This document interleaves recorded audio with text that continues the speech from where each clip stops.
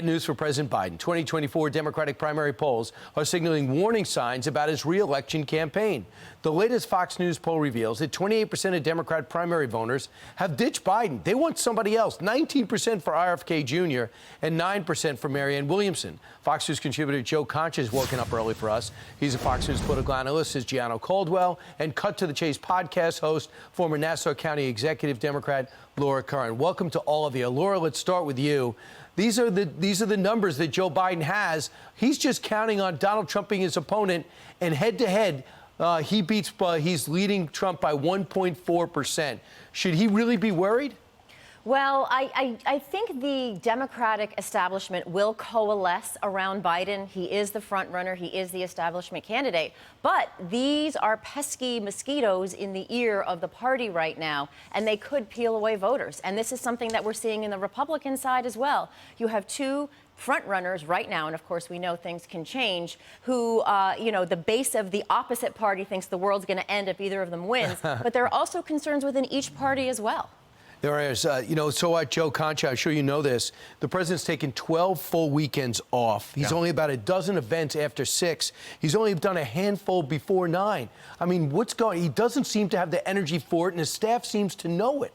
Brian, and we saw that last week. He announces his re-election campaign. He does so via video. Why? So that could be packaged, homogenized, make Joe Biden look vigorous. And then you look at the president's schedule. This week alone, he has no public events on Tuesday, one public event on Wednesday, and that was a dinner that he hosted. No public events today, and tomorrow he leaves for Delaware. This is the absentee presidency. And the biggest gripe about Joe Biden in terms of him running for re-election, 7 in 10 voters do not want him to run for re-election, including a majority of Democrats, is that he's too old, that he does not have the energy, does not have the wherewithal to run the country until he's 86 years old. So the last thing you do when you're running for president again is to hide in the basement again, because that gives the perception that you're not up for the job.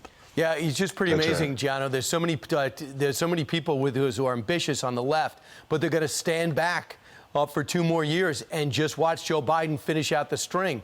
Why? Well, Robert F. Kennedy Jr. is at an 10% to 21% in some polls. But here's the thing, though, Brian.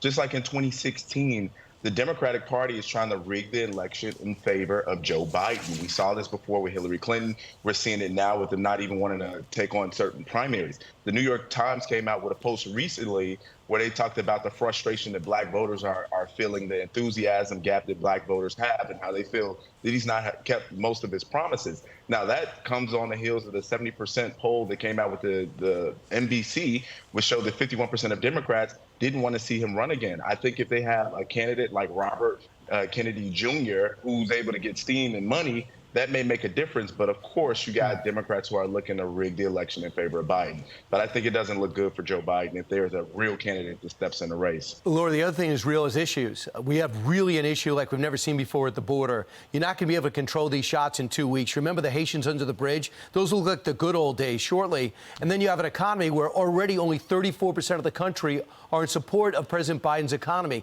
Can that overcome a Democratic machine? I think it's going to be tricky, especially when you talk about the border. And we're here in New York City right now. You have a Democratic mayor calling out for help from his president, from the congressional leaders down in Washington.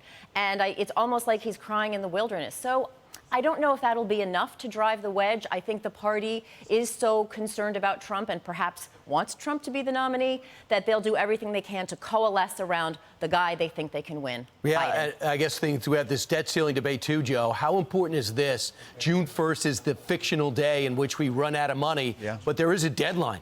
President goes, I'm not dealing with this. I don't want to deal with it. And there's word that his staff is not comfortable with him going one-on-one with McCarthy or McConnell or anyone else. Nor should they be. And if this happens, by the way, if we end up defaulting, we can't pay our bills, you're looking at a stock market that some analysts say could drop by as much as 45%. This is a very big deal. Yet again, we have the absentee presidency where Joe Biden is not engaging with Kevin McCarthy, says he'll meet with him next week as if there's some sort of sense of urgency around that. And in the end, it seems like the Democratic Party wants a coronation instead of a nomination. And there won't be any Democratic debates at all, despite the fact that you saw Robert F. Kennedy at nearly 20%, Marianne Williamson at 10%. These aren't big-time candidates here that are eating into the president's support. He should debate, just like the Republican and Donald Trump should debate his opponents as well. Let's see an exchange of ideas without a teleprompter, by the way. And in those situations,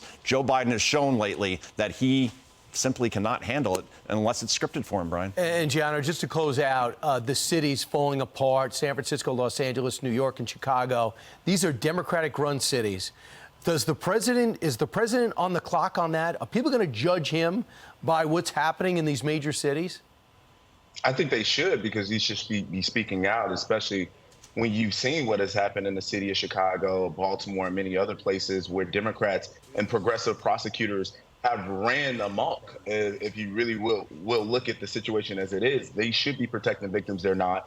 And let's not also forget about the criminal probes against Joe Biden, which could have an outsized measurement in this election as well. And probes against Trump as well. That's going to be interesting to watch. It is. I tell you what, if I'm a Democrat and I feel I could do a better job, I would not wait for the machine. Just jump in. For the country. That's what it should be.